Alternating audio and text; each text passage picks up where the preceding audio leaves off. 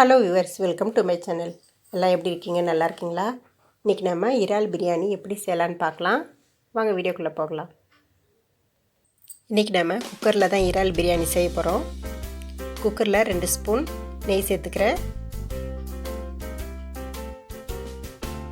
ஒரு 4 ஸ்பூன் அளவுக்கு எண்ணெய் சேர்த்துக்கலாம். சேர்த்துட்டு எண்ணெய் காயட்டும். காஞ்ச உடனே இதில் ஆல் ஸ்பைசஸ் சேர்த்து வதக்கிக்கலாம்.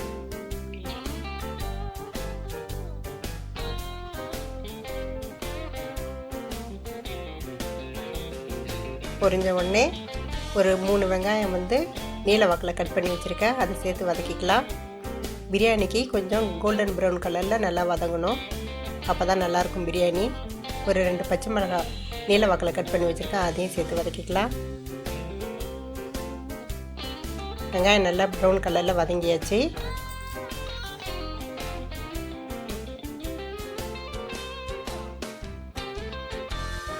இப்போ ஒரு 2 ஸ்பூன் இஞ்சி பூண்டு விழுது சேர்த்து வதக்கிக்கலாம்.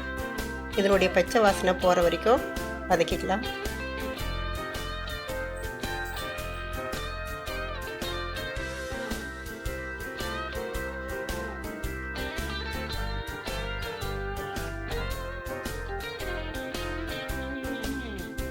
நல்லா வதங்கியாச்சு. இப்போ ஒரு 3 தக்காளி கட் பண்ணி வச்சுருக்கேன், அதையும் சேர்த்து வதக்கிக்கலாம். தக்காளி நல்லா வதங்கணும்.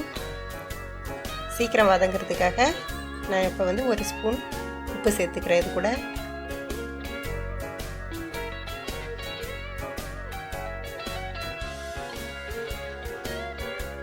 போட்டு தக்காளி நல்லா பேஸ்ட்டாக ஆகிற வரைக்கும் வதக்கிக்கலாம்.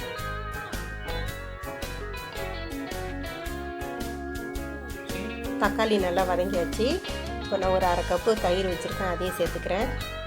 சேர்த்துட்டு கிண்டி விட்டுக்கலாம்.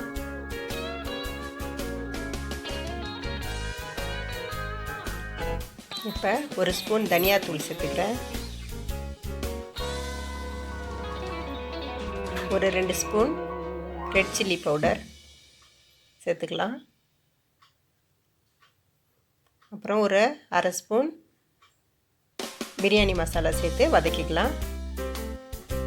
மசாலா பொருளாக சேர்த்துருக்கோம், நல்லா சீராக வச்சு வதக்கிக்கலாம்.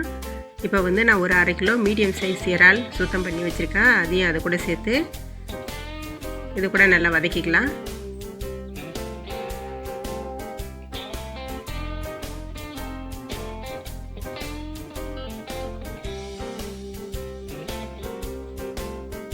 இறால் வதங்கக்குள்ளே இதுக்கு தேவையான அளவுக்கு கொஞ்சோண்டு கருவேப்பிலை, ஒரு கைப்பிடி அளவுக்கு கொத்தமல்லி, ஒரு கைப்பிடி அளவுக்கு புதினா சேர்த்து இது கூட வதக்கிக்கலாம்.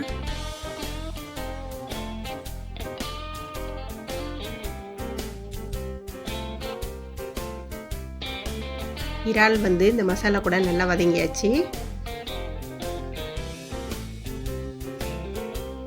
இப்போ நான் ஒரு 1/2 கிலோ பாஸ்மதி ரைஸ் 1/2 மணி நேரத்துக்கு முன்னாடி நல்லா வாஷ் பண்ணிவிட்டு ஊற வச்சுருக்கேன். இதை இப்போ அது கூட சேர்த்துக்கலாம். இது கிட்டத்தட்ட ஒரு 2 கப் அளவுக்கு வரும். 1 கப் அரிசிக்கு 1.5 கிளாஸ் தண்ணி எடுத்துக்கலாம். இப்போ 2 கப்புன்றதுனால நான் 3 கப் அளவுக்கு தண்ணி அளந்து எடுத்துருக்கேன், அதை இது கூட ஊற்றி சேர்த்துக்கலாம். தண்ணி அளந்து தான் வச்சுருக்கேன் நான்.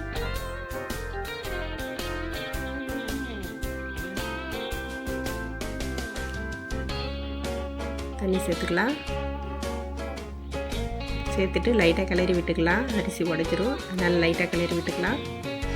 இப்போ இந்த பிரியாணிக்கு தேவையான அளவுக்கு உப்பு சேர்த்துக்கலாம். பிரியாணிக்கெலாம் கொஞ்சம் லைட்டாக உப்பு கறிக்கிற மாதிரி இருந்தால் தான் வெந்து வரக்குள்ளே சரியாக இருக்கும். தேவையான அளவுக்கு நான் உப்பு சேர்த்து லைட்டாக கிளறி விட்டு இது மூடி போட்டு ஒரு விசில் வர வரைக்கும் வெயிட் பண்ணி எடுக்கலாம். ஒரு விசில் வச்சா போதும்.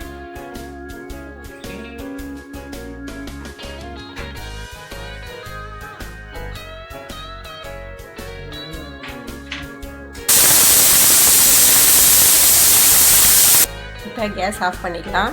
ஆஃப் பண்ணிவிட்டு இது ஒரு 15 நிமிஷம் அப்படியே இருக்கட்டும். அப்புறமா நம்ம திறந்து பார்க்கலாம்.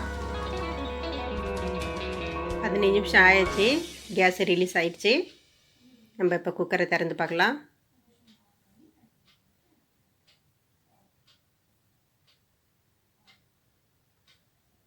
நல்ல வாசனையாக இருக்குது.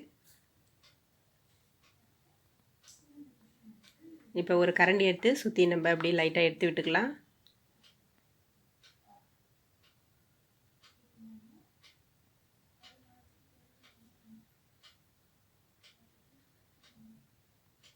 சாதம் உடையாத அளவுக்கு சுற்றி நம்ம இப்படி எடுத்துக்கலாம்.